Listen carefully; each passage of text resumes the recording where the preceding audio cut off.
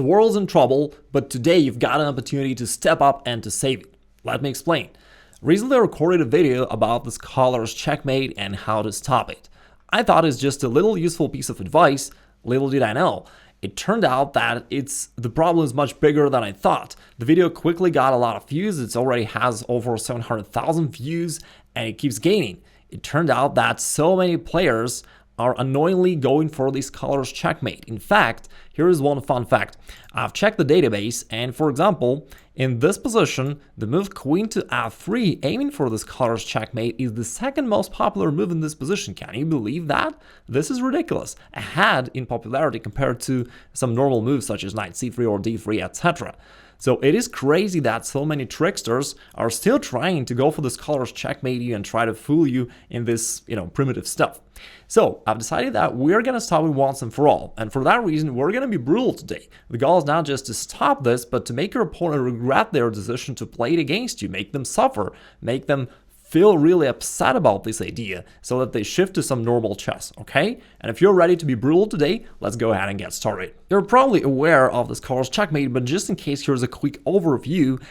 This arises from the first king's pawn move, pawn e4, and when you respond pawn to e5, there are different obnoxious moves that your opponent can play against you, such as either bishop c4 first, or bring their queen out to either h5, or maybe to f3, and from there they're aiming in both cases to this vulnerable square on f7. So we're going to talk about all of those options and how you completely punish white for trying one of them. Okay, so let's say white goes queen h5, one of the common ways. Here they're hoping to snatch this pawn on e5 if you're careless, and if you defend it, they're playing their real stuff. Bishop to c4, aiming for the scholar's checkmate. Now and again, if you're careless and play something like knight f6, you get right into this scholar's checkmate, and that's definitely what you should avoid.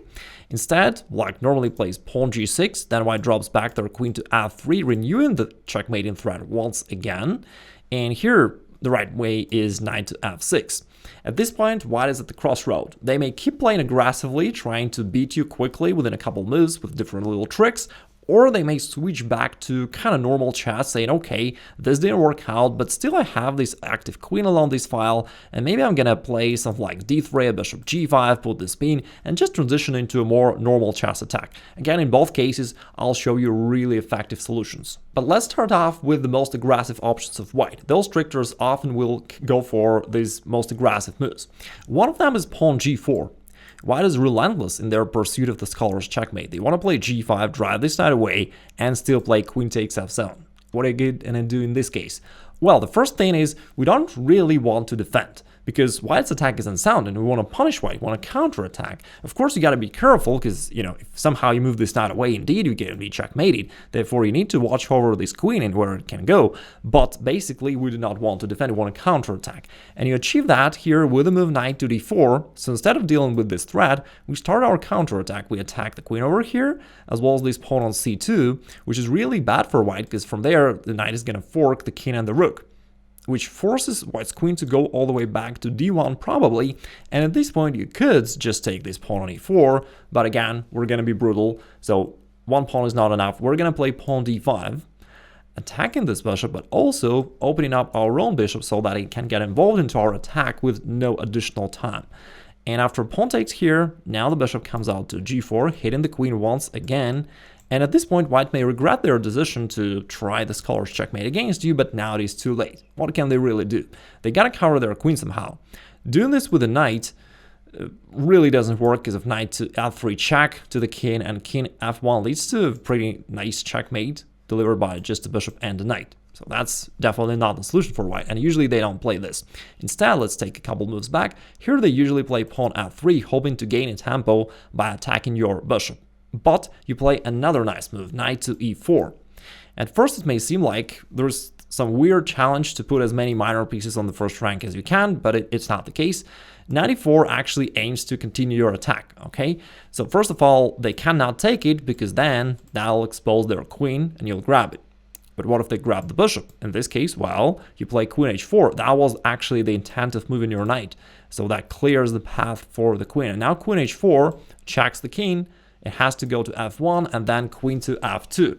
Rephrasing an ancient saying, those who use the scholar's checkmate will die by the scholar's checkmate.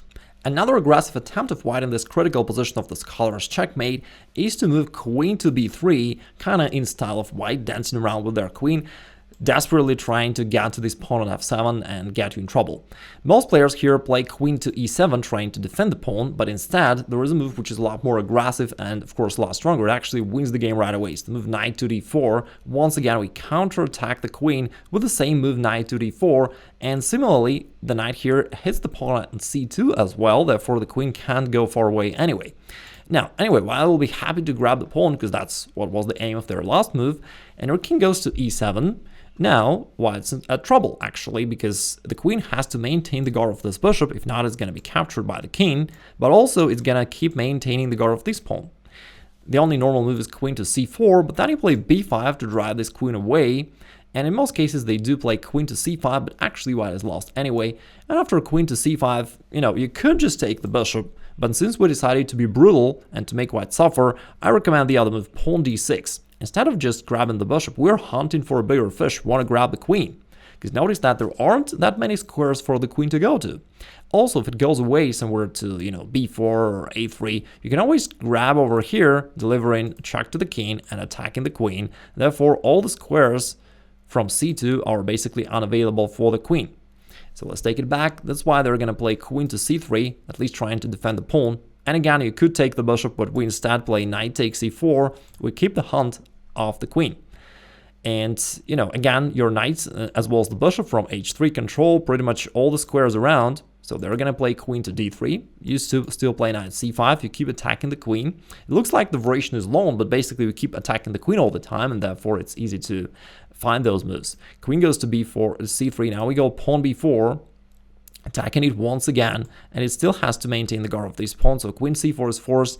Now bishop a6, we keep chasing the queen, queen d5 is the only square available, and then we lock the door with the move pawn to c6, and now, funnily enough, the queen is trapped in the middle of the board, right on d5. And I think that's a really great punishment for white, so that they realize that just dancing around with their queen in opening is a bad strategy, and so now we just win it. Besides these two aggressive options of white that we just analyzed, white can also shift the gear and try to go into a more normal chess with something like d3 or c3 or knight e2.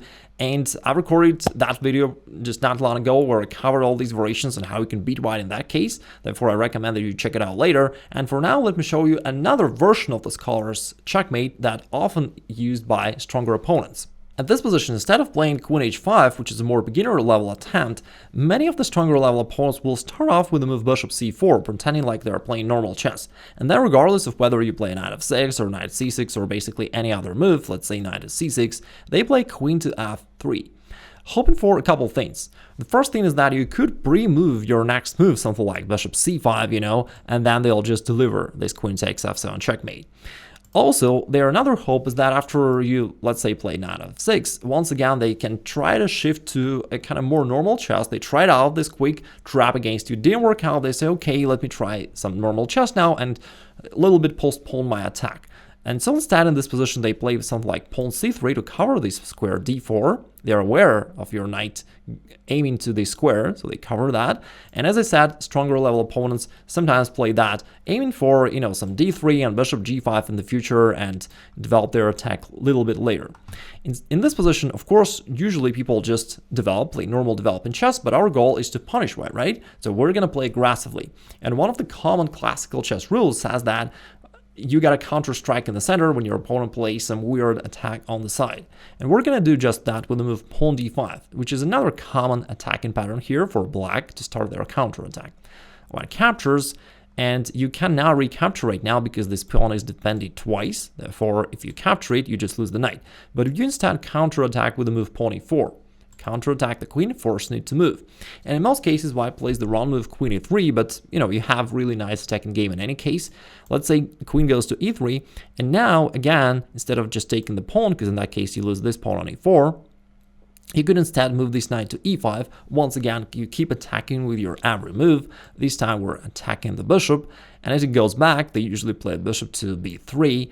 Then your knight can happily land on d3, putting white's king in trouble, so we already managed to turn the table around, and now you are attacking the king as well as the bishop on c1.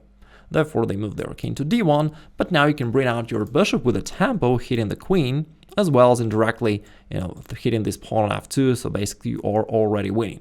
And after queen goes to g3, you could, of course, just play knight takes f2, winning this pawn, but instead there is a stronger move, and I want to challenge you to find it on your own. So let this be a puzzle of the day. It is black to play and win. What is another move besides knight takes f2 that can win the game for black? If you can find it, please write it down in the comments below. We've just analyzed the move pawn to c3, where you counter-strike with the move pawn d5, and then you unleash your attack against white. The second most popular option for white is playing pawn d3, opening up for the bishop to go there to g5, trying to continue putting pressure on you. But in this case, the d4 square is available, so we happily land our knight there, forcing the queen to go back because it has to now defend also this weakness on c2, and therefore we push the queen all the way back to d1. Now we play our typical move pawn d5. If you can play it, basically you're happy, you already got the initiative. Now pawn takes, and there are different ways to go about this, but I recommend a simple approach just to take the pawn so that you don't mess up with anything else. Just take it and your position is nice. Usually they're annoyed by your too strong knight, so they play pawn c3, and you move your knight back. And here, guess what they play? Yes, they once again play the same trick, queen to f3. They're trying for the same scholar's checkmate twice within the same game. Insane. They're attacking the knight, hoping that you're going to move it somewhere here, and then they'll play queen takes f7 checkmate. Of course, we aren't going to do that. Instead, you're going to play normal move bishop e6, defending the knight, and your position is perfectly fine. But then they play again a tricky move, knight to h3. This time they're aiming for knight to g5, and from here they're going to put more pressure on these weaknesses as well as on knight on d5 indirectly. So we stop it with a simple pawn to h6.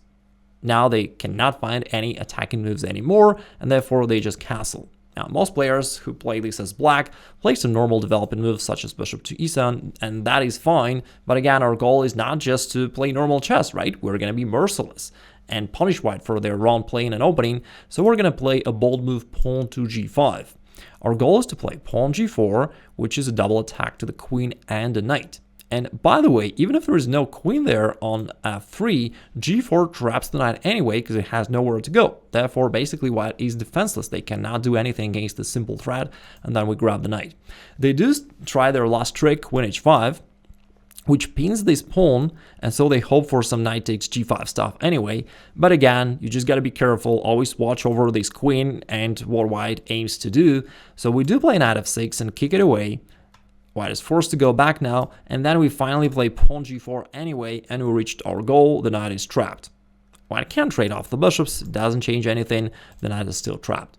It may look like your king is a little bit exposed, but that's not a problem actually, because we're gonna grab this knight, and white actually still has just a single queen in the game, and they cannot possibly checkmate you with just a single queen. And your king is actually well surrounded by lots of defenders, right? So you aren't gonna worry about that. Moreover, after you grab the knight over here, you're actually gonna attack yourself along the g file. So white's king is in much bigger trouble here, and you can always castle queenside on the next move. So all in all, your position is absolutely winning. Today we have analyzed how white should not play in an opening, and in contrast to this, if you want to know how to become a positional master, I recommend that you click over there and attend my free masterclass about that. Also, if you're new to the channel, consider subscribing and hitting the bell so that you don't miss out on future uploads. I've got a lot of cool videos planned for you. Take care, talk soon.